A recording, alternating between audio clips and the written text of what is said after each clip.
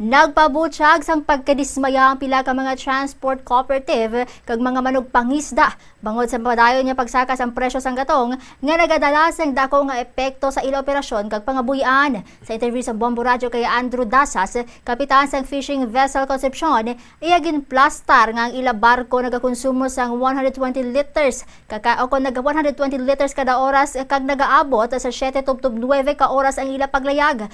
Kung mataas pa ang presyo, kung magtaas pa ang presyo sang gatong, nagahina ang income sang ila management. Suno pa sa iya nga napilitan sila nga magkuha sang madamo nga isda, agud may ara lang sila sang kita.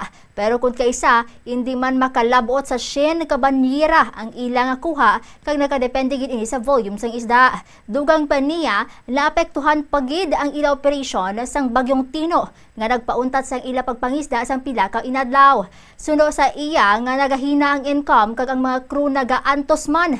Ang ila biyahe padulong sa fishing ground nagaako ng ilang biyahe nga nagapadulong sa fishing ground sang 7 tubtob 9 ka oras. Rason nga ginaplanuhan sa mga kapitan ang maayo nga fuel reservation antes pa magsugod ang operasyon. Bangod sang amo nga sitwasyon, ginapanawagan sa mga manugpangista sa gobyerno nga buligan sila pinaagi sa pagsubsidiya o kon pag-regulate sang presyo sang gatong agod hindi maguba ang ila palangabuyan kag operation.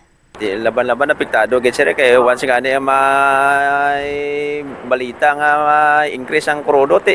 Amo na ti inga ko ganan para siya na kay para nga hindi maabtan sa pagsakas ang crudo kay para maka-save man Depende man sir sa ano ni sa volume sa isda kung isa mayara mga pigado man mayara man nga tagdamo man.